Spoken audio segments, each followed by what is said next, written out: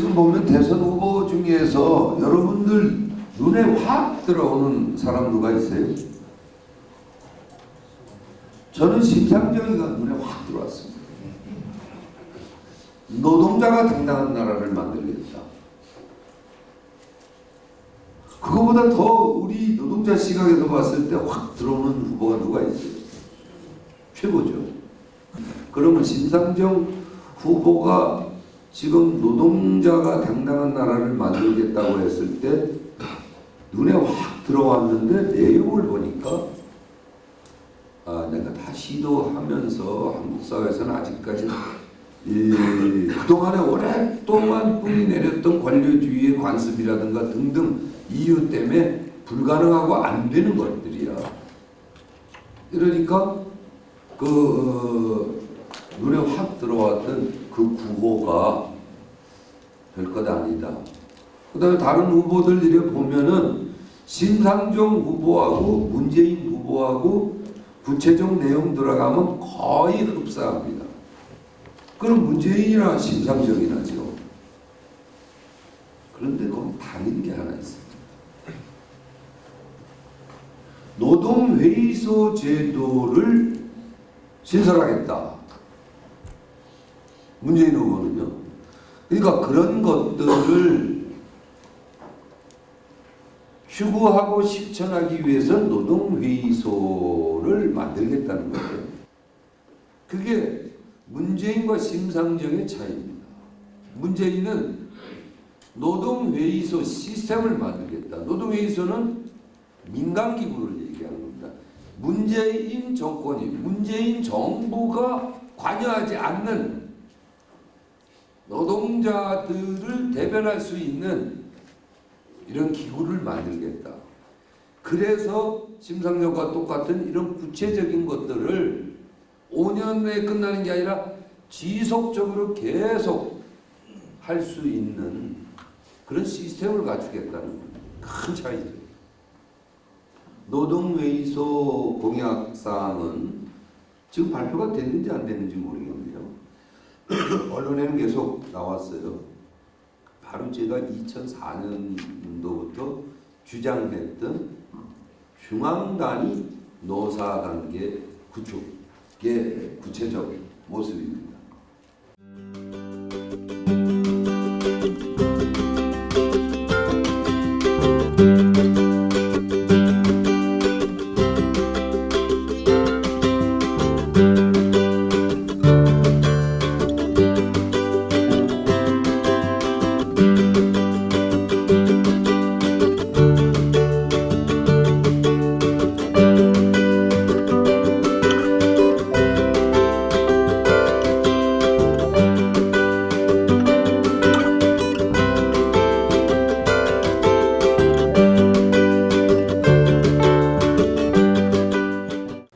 자, 이제 PPT를 중심으로 여러분들에게 말씀드리겠습니다.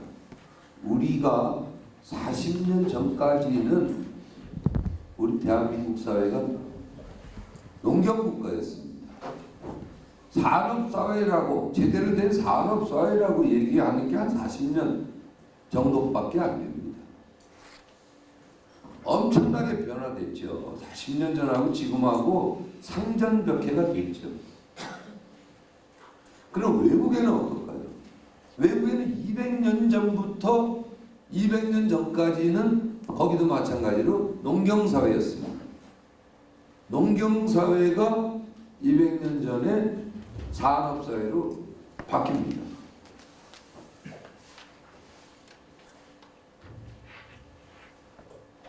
그래서 우리 산업사회가 그런 과정을 보면 1차 산업혁명, 2차 산업혁명, 3차 산업혁명.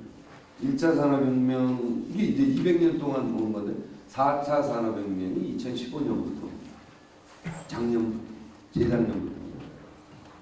어쨌든 이게 딱 어느 뭐 기준이 있는 건 아닌데 재작년부터 보통 인공지능이 간다고요.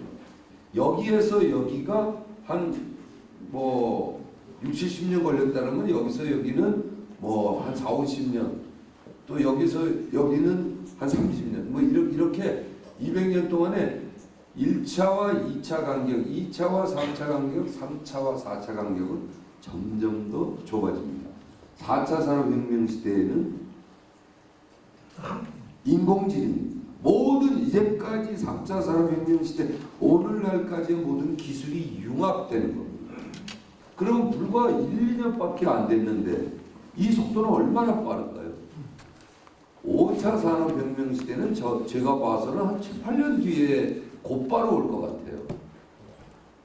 누구도 예상할 수 없는 그런 시대입니다. 그런데 다음 넘어갑시다.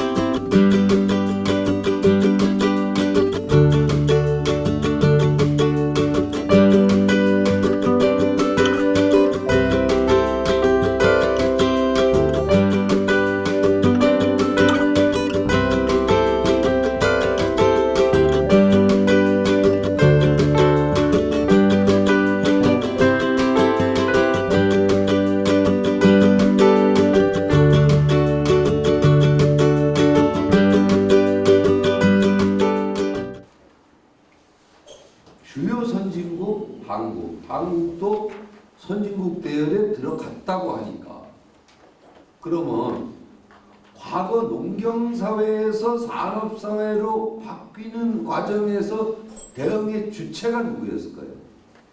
근데 그게 노화사입니다. 왜냐하면 농경사회에서 산업사회로 가면서 기계화되고 또 자동화되고 뭐 이럴 때 기업인은 자기 기업에 돈을 많이 벌어야 되니까 기업 경쟁력을 강화하기 위해서 끊임없이 산업사회가 어떻게 변하고 있는가 하는 부분을 관심 있게 보고 피부로 느끼는 대로 대응을 하겠죠. 그런데 노동자들은 마찬가지죠.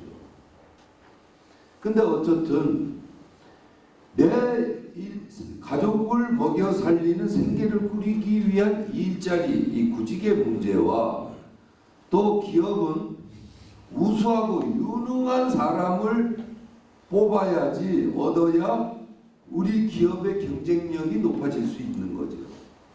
그러다 보니까 필요성에 의해서 노사가 머리를 맞대고 우리 기업의 경쟁력 강화, 그러다 보면은 그 산업의 강화를 얘기하게 되고 그러다 보면은 국가 차원의 경쟁력을 얘기하게 되는 겁니다.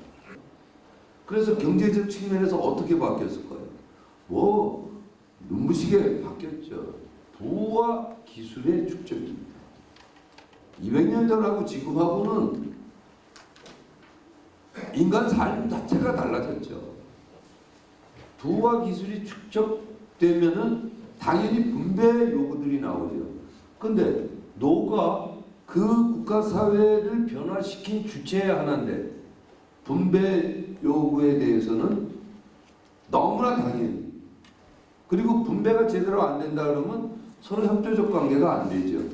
그러다 보면 대립적 관계와 매일 투쟁만 일어나고 이런다 그러면 경쟁력에서 처집니다. 그런 나라들이 다소 있었죠. 그 경쟁력 강화를 위해서 당연히 노화사가 머리를 맞대고 접점을 찾아가는 겁니다. 그리고 이 경제적 측면만 변화했을까요? 200년 동안에? 아니죠. 신분사회에서 시민사회로 바뀌면서 현대사회의 가치를 민주주의, 평등권, 시민권, 인권, 노동권, 이런 현대사회의 중요한 가치들이 만들어졌겠죠. 그건 지금 우리가 주장하는데 너무 당연한 주장을 한다 보니까 과거를 잊은 겁니다. 이걸 만든 것들이 현대사회에 있어서 절대적 가치들을 만든 주체가 누구냐? 노화사입니다. 이 정치인들이었을까요? 아닙니다. 그래서 주요 선진국을 오늘날 이룬 것은 노화사입니다. 여기를 아주 주요하게 봐주시라 이겁니다. 그럼 한국은 어땠을까요? 이 200년 동안의 것을 40년 동안에 압축 성장을 했습니다. 여기는 왜 200년이라는 오랜 시간이 걸렸을까요? 불확실성의 시대에 실패와 성공을 계속 반복하고 거듭하면서 시간이 많이 필요했던 겁니다. 그러면서 해답들은 나와 있었어요. 그러니까 대한민국은 그 해답을 보고 실패할 필요 없죠. 그 해답을 보고 우리는 이 방향으로 가면 돼 하고 정부가 일방적으로 주도합니다. 사회를 농경사회에서 산업사회로 바꾸는 대응 주체가 대한민국은 정부입니다. 경제적 측면에서는 그래도 어쨌든 규모면에서 총량 규모면에서는 상당히 성공한 부분이지만 사회적 측면에서는 전혀 변화가 없었죠. 왜냐? 여기 노와 사가 우리 사회를 이렇게 바꿨는데 정부가 일방적으로 하면서 누구 편이었을까요? 사업하는 사람들 편이었어요. 그리고 일반 시민들의 가치나 시민들의 목소리나 이런 것들에 대해서 관심이 없었어요. 그리고 시민들도 거기에 젖어 있었습니다. 그러니까 지금 박근혜 최순실 게이트가 일어나 선진국에서 어떻게 말이 우리도 이제 선진국이라고 그러는데 선진국에서 이런 일이 일어날 수 있는 거예요. 다른 선진국에서 보면은 상상도 할 수 없는 거다. 이거 한 50년 전까지는 일어날 수 있었을지 몰라도 요즘 주요 산업 선진국에서는 생각도 할 수 없는 게 왜냐하면 사회적 측면에는 전혀 변화되지 않았다. 어쨌든 여기 보면 제목이 산업화에 따른 경제 사회적 주요 변화 비교를 해봤을 때 선진국가는 다른 선진국가들은 노와 사가 주인이 돼서 사회를 오늘날의 사회를 계속 매일매일 건설해 나간 주인들입니다. 근데 우리는 거기에서 그래서 거기에는 실패와 성공을 반복하면서 오랜 시간에 걸쳤지만 우리는 집약적으로 그 시행착오를 보고 압축해서 정부가 중심이 돼서 건설한 오늘날의 대한민국 사회. 그게 큰 차이입니다. 오늘 말씀드리는 게 이겁니다. 우리가 왜 이걸 한 번도 생각 안 해봤냐.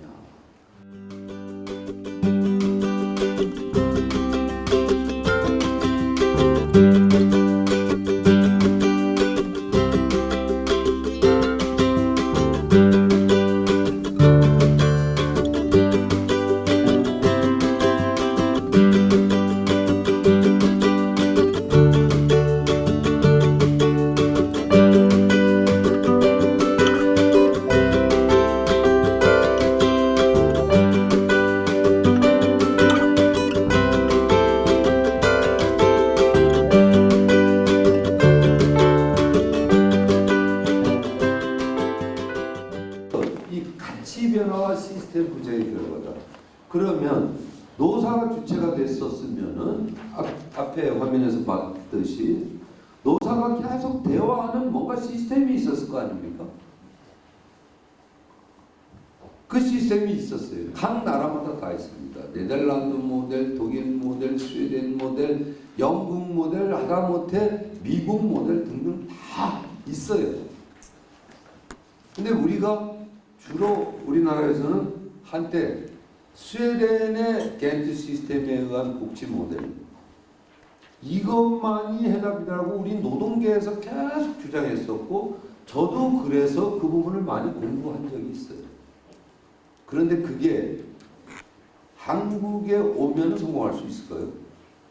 문화가 다르고 기본 바탕이 다른데 노사가 어떻게 한자리에 모일 수 있어요? 맨날 싸움질밖에 안 하는.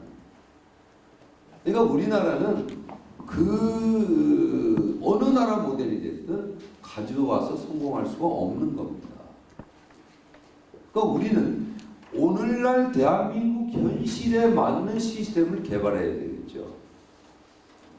오늘날 노사의 모델이 있어야 됩니다.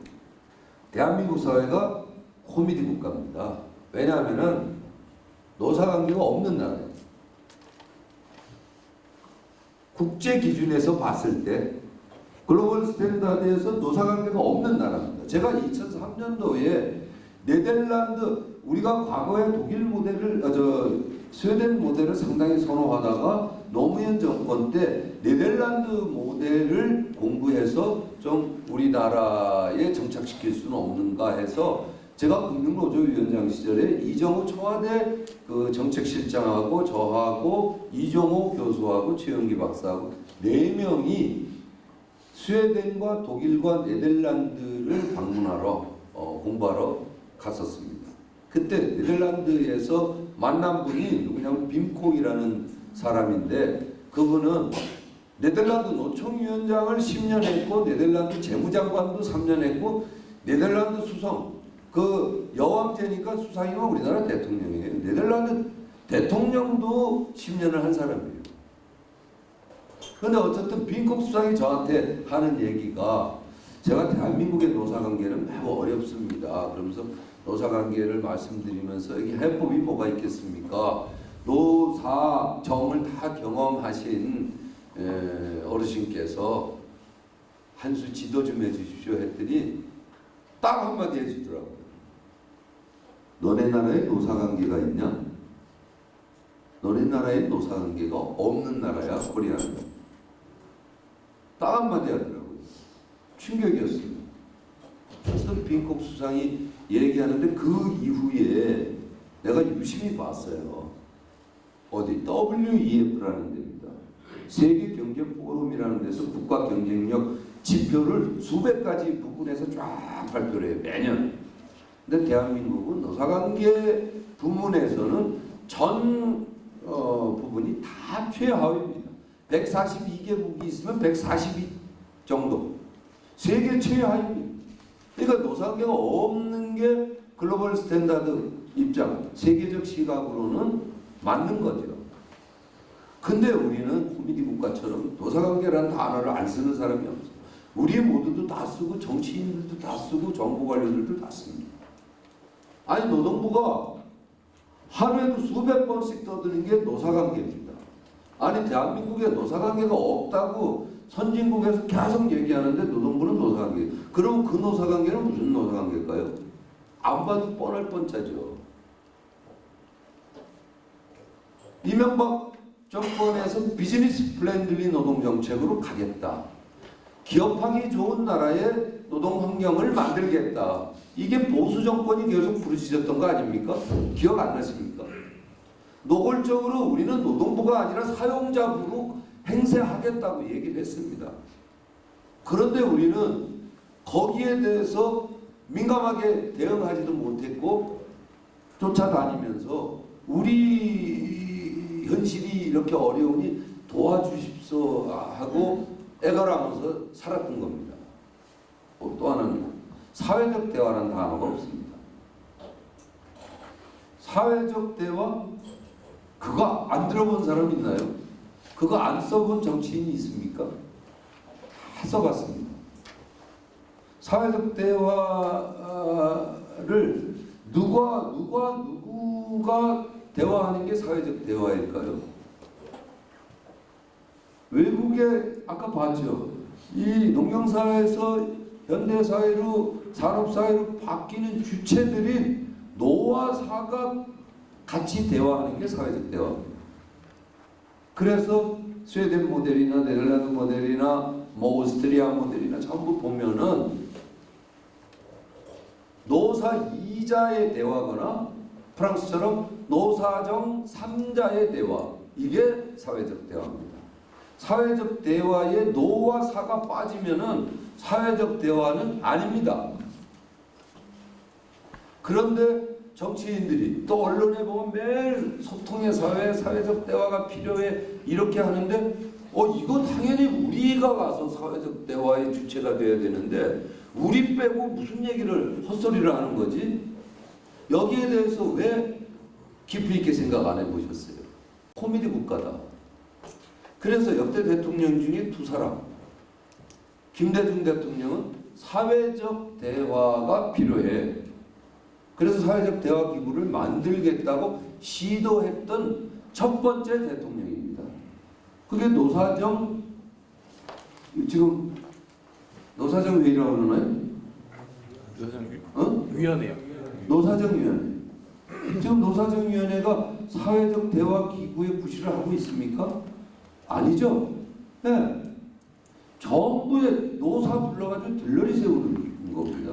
전혀 사회적 대화 기구 역할을 못 하고 있어요. 그러나 첫 시도를 했던 김대중 대통령입니다. 그 속담이 있죠. 열하일기에 보면 규리 회수를 건너면 탱자가 돼버린다 이런데, 외국 제도를 아무리 좋은 제도도 가져왔더니 탱자가 돼버렸어요. 노무현 대통령이 두 번째 대통령입니다. 노무현 대통령은 노사정 3자 기구는 안 된다. 여기까지는 알았어요. 그냥 노사 2자 기구로 가야 된다. 그게 노사발전재단을 만들었습니다. 그거 한국노총 위원장 시절에 제가 제안한 거. 노사발전재단을 만들었는데 정권 말기에 만들어 놓으니까 그 이름 지은 게 장명한 게 접니다. 노사발전재단. 거기에 정부가 있습니까? 제가 장명가인데 노사 민간단체 2자 기구로 만들어 주십시오 했는데 노동부에서 어떻게 만들었어요? 이름만 노사발전재단이고 이건 노사정위원회보다도 훨씬 더 노동부 산하기구를 직속 산하기구로 만들어버려요. 우리 정부가 이렇습니다. 무서부리고 정부 관료들은 절대 한번 잡은 이 기득권을 놓지 않으려고 합니다. 그래서 두 대통령이, 우리 당에서 배출한 두 대통령이 두 번의 시도, 이런 선진산업 국가사회에서 노사가 주체다 하는 것들을 제대로 인식한 대통령 두 사람인데, 시도할 적마다 정부 관료가 대통령을 이깁니다. 그 둘 다 실패했습니다. 그럼 지금 세 번째 대통령이 나올 가능성이 제일 높아요. 여론으로나 여러 가지로 봤을 때. 문재인 대통령은 심상정 후보하고 구체적 내용에 있어서 상당히 같지만 노동회의소라는 걸 만들어서 사용자 회의소가 뭐가 있겠죠. 파트너십으로 해서 2자 기구로서 내 5년 동안이 아닌 앞으로 한국에는 한국형 모델 이 시스템에 의해서 가야 된다. 요게 심상정 후보와의 차이입니다. 그러면 노동회의소 한번 볼까요?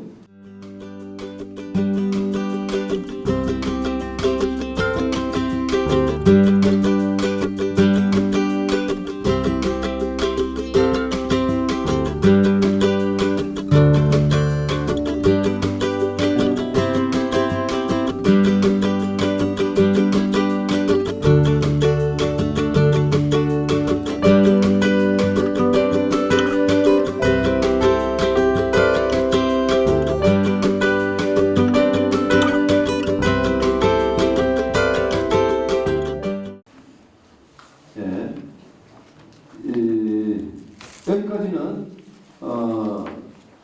말씀드렸다고 보고, 현재 우리의 현실, 어쨌든 4차 산업혁명 시대, 지금 노동시장이 양극화되어 있죠. 10% 조직률밖에 안 되고 90% 비조직 노동자들이 있고 800만의 비정규직들이 있고, 근데 비정규직이 감소는 안 하고 비정규직이거나 취약계층 노동자들을 이해관계를 대변할 수 있는 조직도 없는 게 현재 우리의 현실입니다. 경제 부분에서. 그 다음에 또 하나, 추격해오는 나라 중국과의 기술 격차가 엄청나게 짧아지고 있죠. 근데 여기에 대해서 대응하는 주체가 없는 겁니다. 아까도 말씀드렸지만 외국은 노사가 공동 대응에 의해서 벌써 1년밖에 안 됐는데 1년 동안 대응을 계속 해온 겁니다. 근데 우리는 누가 대응을 안 해요. 신속한 대응, 우리가 40년 동안 어떻게 성장해 왔는데요. 200년을 40년에 압축해 놓으니까 되게 빠른 것 같아도 5개년 계획 1차, 2차, 3차, 4차 5개년 계획에 의해서 우리 경제 성장을 이룬 겁니다.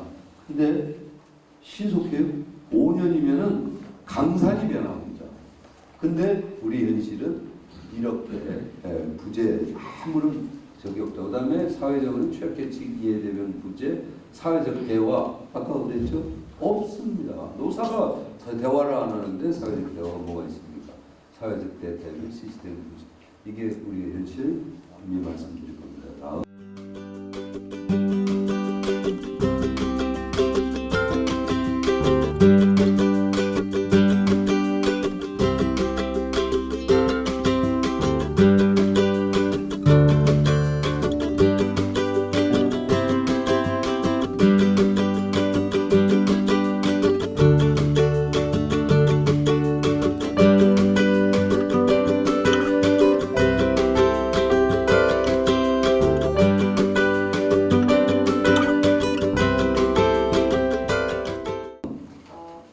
그러면 이 기술 격차가 가까워졌다고 그러는데 어느 정도냐? 바이오산업 0.7년, 2005년도에는 3.4년이었었는데 이렇게 작아졌습니다.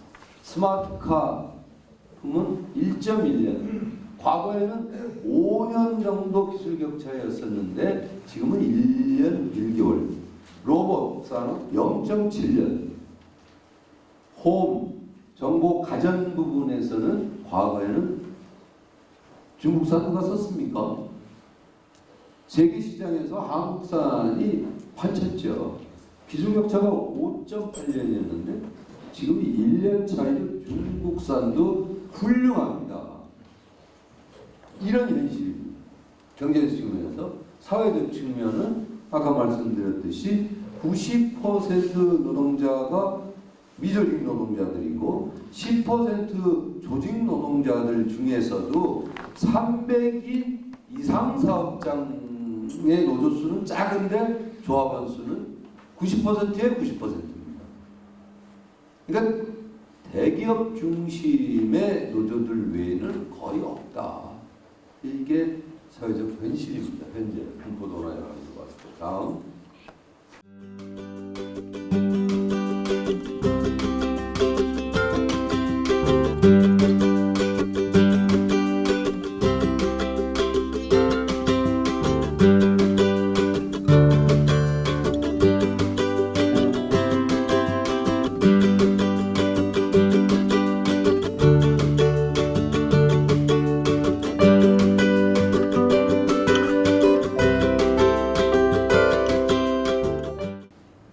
그럼 그걸 누가 대응해야 되죠? 정부가 이런 산업 현장의 변화나 그런 현실들을 민감하게 지금 느끼고 있을까요? 정부는 못 느껴요. 정부는 느껴봤자 5개년 계획. 느끼고 입안하고 뭘 거치고 대통령한테 보고하고 이런 과정이 엄청나게 길어요. 5개년 계획. 5개년이면 아까 정부 통계에 의한 기술 격차들 보셨죠? 다 잡아먹히고 난 뒤입니다. 그럼 산업 현장에 이런 변화에 대해서 가장 피부로 민감하게 느끼는 사람이 누굴까요? 아까 역사적으로 봤잖아요. 기업인과 노동자입니다. 기업인과 노동자들이 200년 동안 그런 시스템에 의해서 노사 중앙단위 노사 모델에 의해서 계속적으로 대응하고 준비해 왔던 겁니다. 그리고 해답을 찾고 거기서 성공한 나라는 선진국, 오늘날 선진국이요? 아니면 낙오된 나라들이 있죠. 옛날 그리스나 이런 데도 다 마찬가지 아니었어요? 산업화 시대는 같이 시작했어요. 아르헨티나나 다 같이 시작했던 겁니다. 근데 낙오된 나라들이 있는가 하면 오늘날 G7이니 G20이니 이렇게 성공한 나라들이 있죠. 근데 우리도 낙오될 수밖에 없는 거 아닙니까? 왜? 정부가 아직도 다 하려고 하니까. 그리고 다른 나라들 노사가 계속 대응책 내놓는데 대응책 하나 못 내놓고 있어요. 이것도 코미디 국가인데 4차 산업혁명들 국민들은 막 언론에서 수없이 떠들고 이 피부로 느끼고 있는 이 사업체나 전문 기술인들이나 사용하고 있는데 정부는 아무런 대응 없어요. 컨트롤 타워도 없고. 왜 우리도 산업 선진국가 하면 진짜 노동자가 당당한 주체로서 노사가 중앙 단위에서 우리 사업장 단위에서 하는 건 아니잖아요. 국가사회의 전반을 설계하고 미래 방향성을 정하는데 우리 노조를 계속 방해해왔던 거 아닙니까? 그리고 기만하고 속이고. 그러니까 불난집에 부채질하는 꼴입니다. 어쨌든 우리의 대응과 해결 방안은 한국형 노동 모델을 만드는 게 솔루션이다. 해법이다 하는 겁니다. 늦었을 때가 빠르다는 이런 속담도 있듯이 지금이라도 한국의 중앙단위 노사 관계를 맺어주고 아까 우리나라 내에서 얘기했던 그다음에 역대 대통령 중에 두 분의 대통령이 노사관계와 사회적 대화를 만들기 위해서 시도했다 실패한 그 두 단어 있죠. 그 두 단어를 만들어줘야 되는 게 그게 솔루션입니다. 노사관계도 있게 하고 사회적 대화도 있게 하고 그런 시스템. 그랬을 때 거기에서는 우리들은 우리 조합원들만 이걸 대변하지 우리가 많은 다른 미조직 노동자들이나 취약계층이 대변할 수가 없어요. 그러다가 3년 후에 여러분들 선거에서 조합원들한테 미끄러져요. 그게 우리 현실이고 또 그럼 미조직 또는 취약계층 노동자들의 이해를 대변하는 수가 있는 기구죠. 이건. 그럼 사회적 대타협이 하는 거죠. 사회적 대타협의 주체는 노사를 기본으로 해서 노사 이자 대화나 아니면 노사 정부는 끼워주는 겁니다. 오히려 그런 사회적 대화를 위한 한국형 노사관계 구축을 해야 됩니다. 이제라도 늦었지만은 해결 방법은 솔루션은 이것밖에 없다. 한국형 노동 4.0 뭐 이름이 헷갈리죠. 한국형 노동 4.0 그 다음에 아까 현수막에 보면 4차 산업혁명 극복을 위한 한국형 중앙노사관계 모델 구축 그 다음에 좀 이따 나오는 노동회의소 뭐 이런 게 다 같은 단어입니다. 그래서 우리는 정권과 사람에 따라서 달라지는 노동정책이 아닌 완벽한 노사의 시스템을 통해서 대한민국의 미래를 준비해야 한다.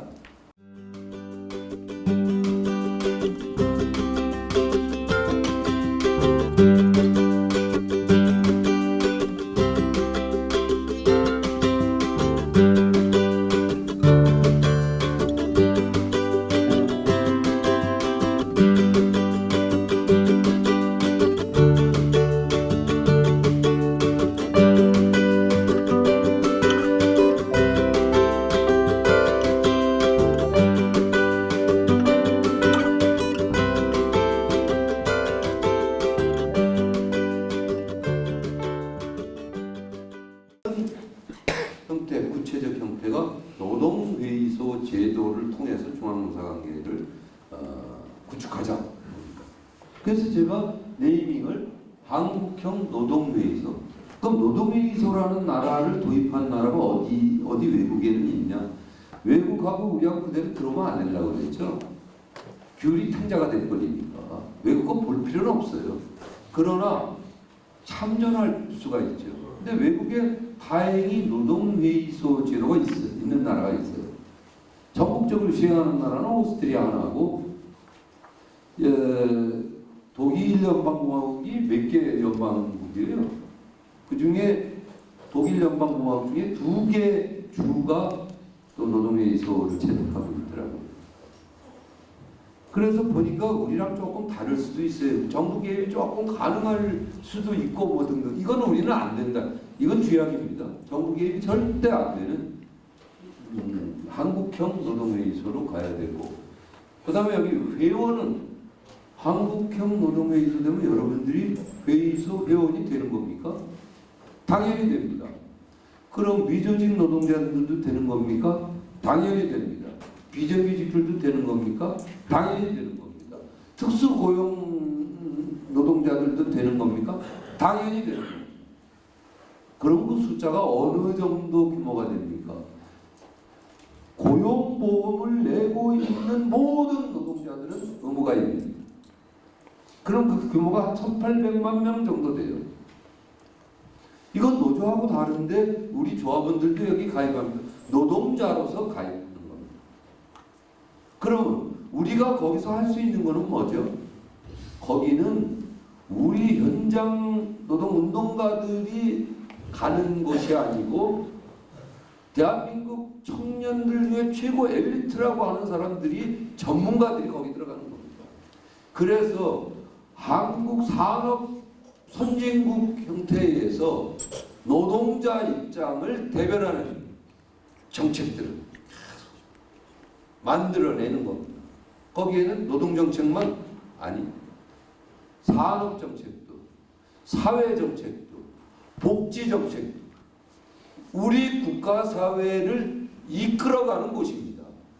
그 시스템이 국가 사회를 이끌어가는 곳입니다. 그럼 여러분들이 그럼 내 회비 상당히 많이 내겠네? 아닙니다. 여러분들이 지금 고용보험이 사용자가 절반 내고 노동자가 절반 냅니다. 쓰기는 정부가 강탈해서 다 써버리고. 그런데 여러분들이 5,000원 내는 부분이 있다면 저는 고용보험법 개정을 통해서 여러분들이 4,000원만 내고 1,000원은 노동회의소법을 만들어서 노동회의소 회비로 내도록, 그래서 의무가입으로 이렇게 하자. 그럼 그 예산 규모가 어느 정도 될까요? 2017년도 고용보험 규모가 12조 5천억입니다. 그러면 거기에 20%면 2조 원이 썩 넘겠죠. 아까 여기 일자리 사업들이 나올 겁니다. 일자리 창출 이런 것들을 하려고 그러면 2조 있어야죠. 그래서 회원은 모든 노동자, 구성은 민주적 절차를 통한 대표 체계, 뭐 이런 거는 뭐 기본적으로 이렇게 가겠죠. 민간이니까, 정부 산하 기구가 아니니까, 정부가 뭐 찍어서 절대 정부의 입김이 들어가면 절대 안 된다. 그 다음에 여긴 전문가 그룹, 꼭 노동 전문가가 아니더라도, 예를 들면 정치인 출신도 갈 수 있겠죠. 사용자 출신마저도 노동회의소 갈 수 있는 겁니다. 노동의 이해관계를 대변하는 전문가로서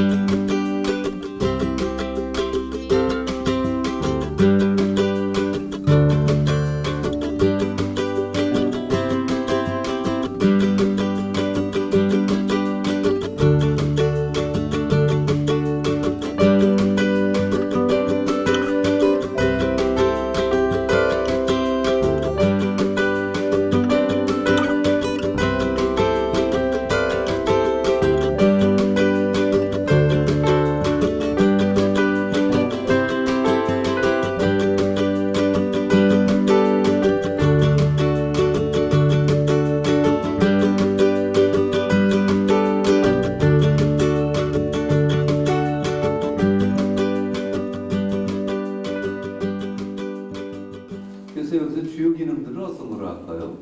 이건 한국노총이 가장 중점적으로 두고 있는 사업들인데, 노동법률이나 상담 서비스. 그렇다면 이 분쟁, 지금 국적 분쟁 조정만 하죠, 대한민국은. 사적 분쟁 조정도 여기서 할 수 있는 거고, 뭐 그런 거 여러 가지 모든 사업들을 여기서 할 수 있는 겁니다.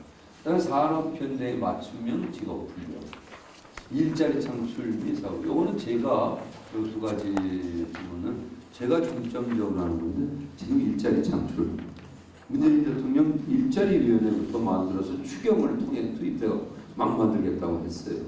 그건 공공 부분에서 그죠. 공공 정권이 아까 일자리는 누구의 문제라고 그랬죠? 구인의 문제와 역사적으로 보면 구인의 문제와 구직의 문제, 양자의 문제입니다. 그러면 일자리는 어디서 만들어지죠? 산업 현장에서 만들어지지 정부가 만드는 것도 아닙니다. 정부는 공공 부분의 일자리를 만들 수 있습니다.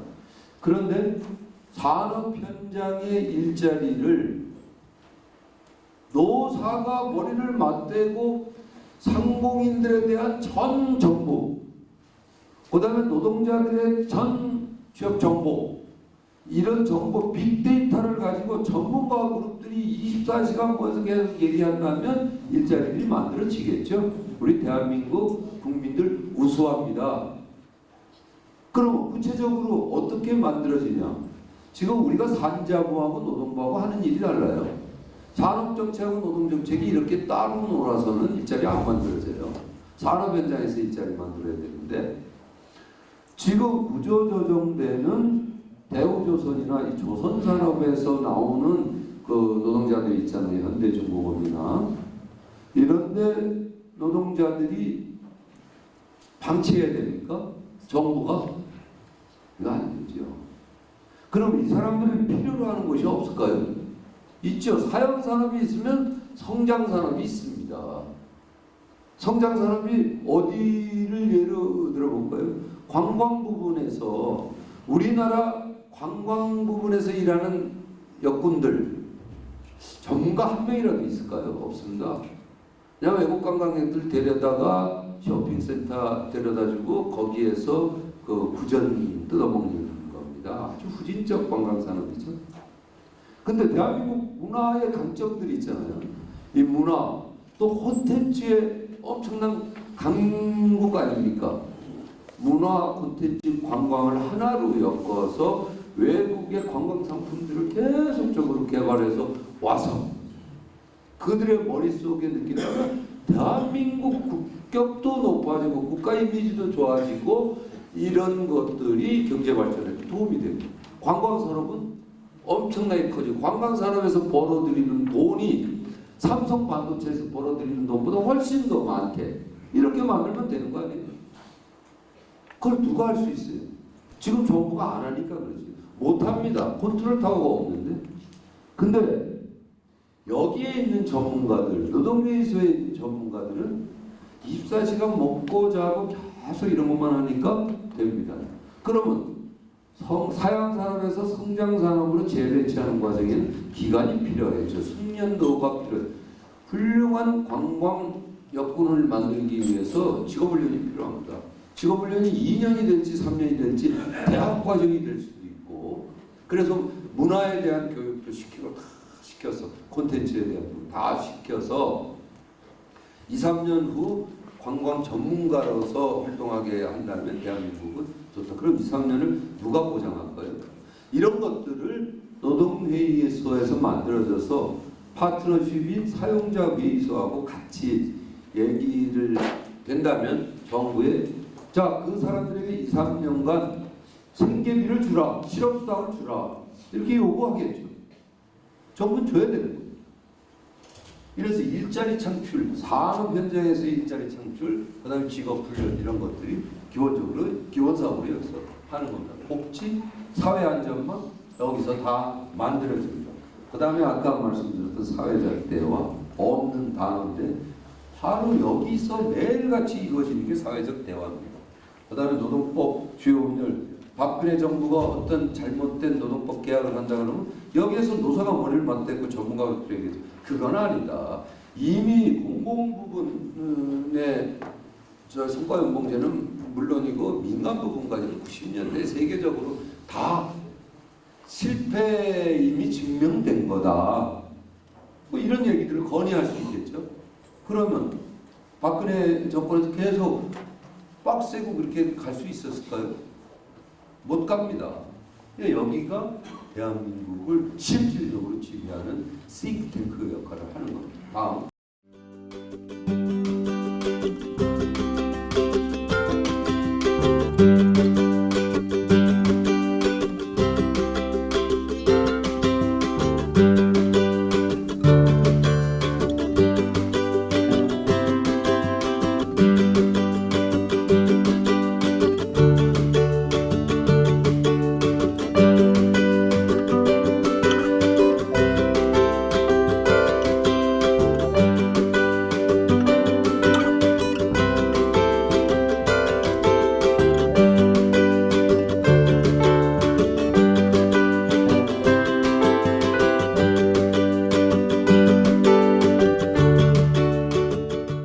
그래서 여기서 경제적 효과는 양극화에서 산업 4.0 시대의 불확실한 미래에 효율적으로 신속하게 대응한다. 좋은 인재를 창출.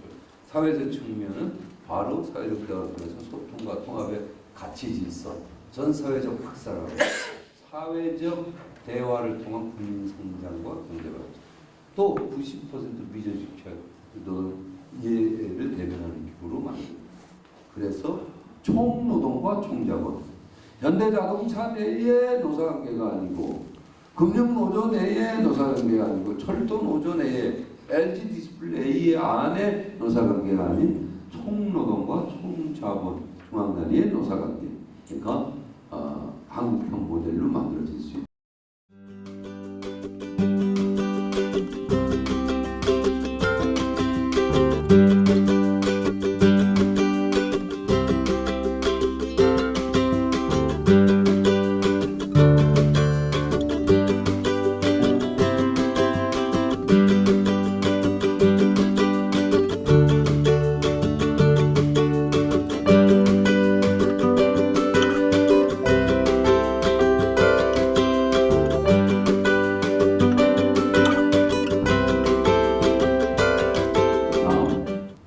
그랬을 때는 우리가 노사정 현대사회 3주체가 노사정입니다. 필수적으로.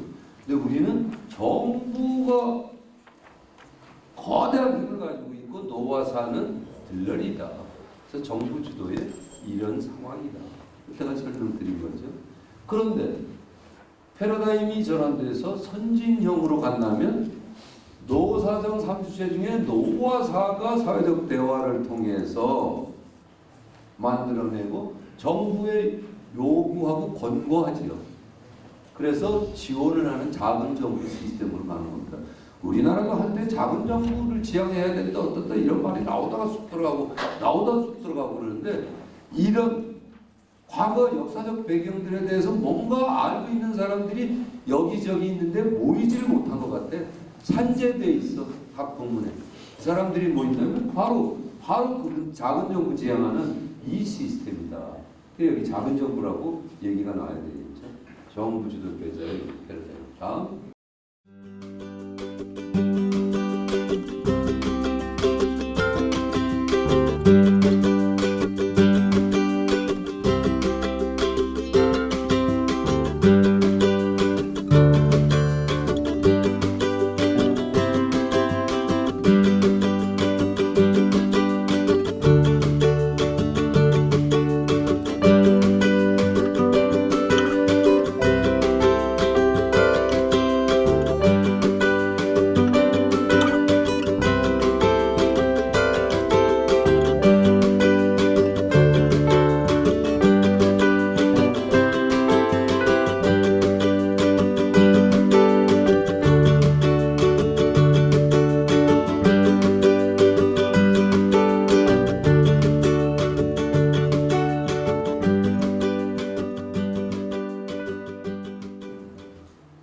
그래서 그게 하나 없네. 하나 빠진 게 그러면 양회의소 상고 파트너는 있어야죠. 노동회의소 혼자 합니까? 상공회의소 사용자 단체들 보면 전경련, 경총 뭐 다 있지만 경총은 노조법에 의한 노총의 파트너십으로 만들어져 있고 상공회의소가 전 상공인들의 의무 가입되어 있는 이런 경제인 단체예요. 그러면 지금 경제 5단체 중에 노동회의소가 설립된다면 파트너십은 상공회의소가 되겠죠. 전 상공인과 전 노동자, 총노동대 총자본이 이런 걸 하는데 지금 상공회의소 운영도요. 연간 예산이 800억 정도로 전 상공인의 이익을 거의 대변하지 못하고 있는 것 같아요. 그 정도 적은 회비 가지고 무슨 일을 할 수 있겠어요. 그러니까 여기에서 나오는 엄청난 재원 가지고 양회의소 운영을 하는데 이건 서로 통합이 돼도 좋고 병립이 돼도 좋은데 서로 적조적 관계가 돼야 된다. 그래서 상공회의소 발전도 당연히 뒤따르는 거죠. 지금 병립하자는 얘기입니다. 여러분들은 여러분들대로 일상적 활동을, 조합 활동을 하면 되는 겁니다. 그게 노총산업, 민주노총산업, 한국노총산업, 그리고 경청과 파트너 노동부하고 이 시스템이 있고, 그건 10% 조직 노동자들을 중심으로 하는 건데, 여러분들이 강점이 있죠. 여러분들이 힘이 있습니다. 뭐냐, 노조법. 노조법을 다루고 지침이 헌법 위에 있는 대한민국의 불법 탈법에 참 난장판이 사회에서 그렇죠. 여러분들은 헌법에 보장된 노동권을 가지고 있는 법적 구속력이 있는 엄청난 힘을 가진 건데, 아까도 얘기했듯이 근본적으로 노조는 다 배제되어 있었는데, 그리고 사용자분만 존재되어 있었는데, 실질적으로는 여러분들이 그 힘과 권한을 되찾으면서 여러분들의 활동을 계속해야 됩니다. 그걸 누가 보완을 하고 누가 협조적인 위치가 될까요? 노동회의소가 그런 입장이 되는 겁니다. 그럼 노동회의소는 노조가 아닙니다. 그러다 보니까 노조법의 보호를 못 받는 거죠. 임의 민간기구죠. 이렇게 보면. 그러다 보니까 노동회의소는 법적 구속력은 없는데 그럼 사회적 영향력은 있냐? 사회적 영향력은 절대적입니다. 왜냐하면 200년 동안 노사가 중앙단위에서 계속 합의하고 이랬던 것들에 의해서 그 국가가 연대 주요 선진국으로 성장할 수 있었던 바탕이었기 때문에, 그래서 양노총 시스템은 법적 구속력은 있으나 영향력은 10.3% 조합원에게밖에 없고, 이 노동회의소는 법적 구속력은 없으나 90% 미조직 노동자들과 또 여러분들의 활동에 보완적 효과를 내게 된다. 여기 보면은 외국에 보면 독일, 오스트리아, 프랑스, 한국 4개 나라 봤을 때 독일이 노조 조직률이 뭐 80, 90% 가주는 줄 알았죠? 17%밖에 안 돼요. 오스트리아 27%밖에 안 돼요. 프랑스는 우리보다도 떨어진 7.7%. 우리 대한민국 10%. 그런데 단협적 영향력은 어때요? 여기 독일은 61%, 오스트리아는 99%. 전체 노동자의 61%의 영향을 주고 전체 노동자의 99%의 영향을 주고, 프랑스는 불과 7.7%인데도 92%의 영향력을 줘요. 우리 대한민국. 10% 조직의 10.3% 조직의 11%. 자기 조합원들한테밖에 영향력이 더 있습니까? 그러니까 노사관계가 글로벌 스탠다드 입장에서는 없는 나라가 맞죠. 영향력이 있는 노사기구가 없으니까. 그런데 거기는 뭐 노조 형태도 산별, 우리는 이제 기업별이고, 일본은. 그래서 오스트리아는 전국이 노동회의소 시스템입니다. 그러니까 노동회의소가 가지는 신뢰도 이렇게 엄청나게 높으니까 노동회의소와 경제단체 회의소, 양회의소에서 합의점에 대해서 권유를 하면 노조들, 정부들 안 들 수가 없어요. 국민의 신뢰가 절대적입니다. 그러니까 99%가 나올 수 있는 건데, 독일은 2개주에 16개 중에서 2개주 브레멘주, 자를란트주에서 시행하는데, 여기가 독일 전체 평균 조직률 17.7%보다 10% 상향, 27%, 30% 정도 돼요. 2개주는.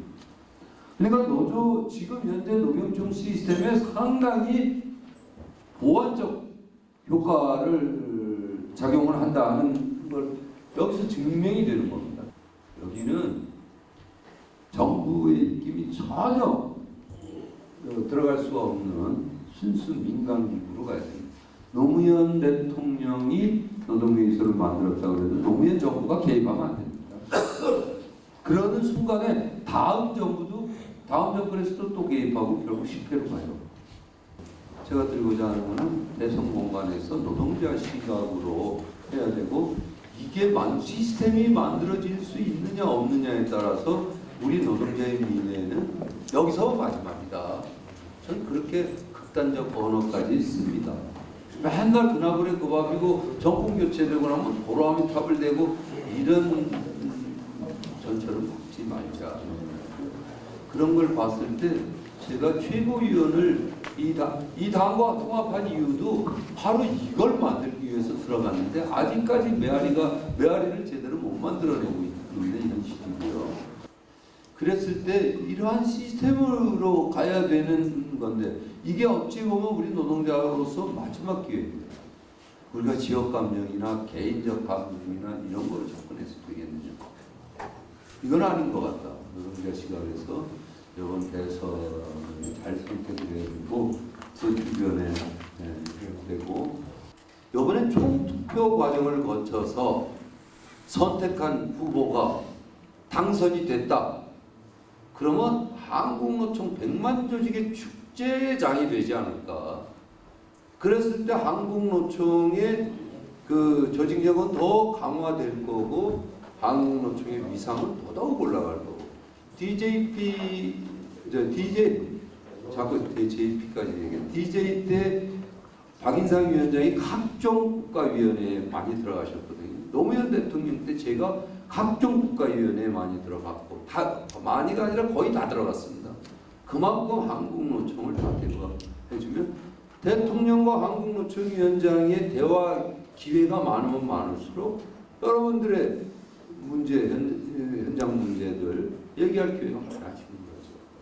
그리고 자꾸 새로 리마인드 시켜주는 거예요. 그래서 나는 5월 9일이 여러분들의 축제의 날이 됐으면 좋겠고 저는 비록 지금 국회의원은 일반 국회의원 배지를 한 번도 안 단 이유는 여러분들과 거리가 멀어질까 봐 정치인이라는 소리 듣기 싫어서 저는 이 일을 하고 있는 노동운동가하고 여러분들의 선배입니다.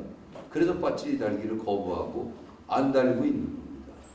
그래서 5월 9일 여러분들의 축제의 날이라면 저는 여러분들과 같은 호흡을 하고 있는 사람으로서 여러분과 함께 그 축제를 만끽하겠습니다.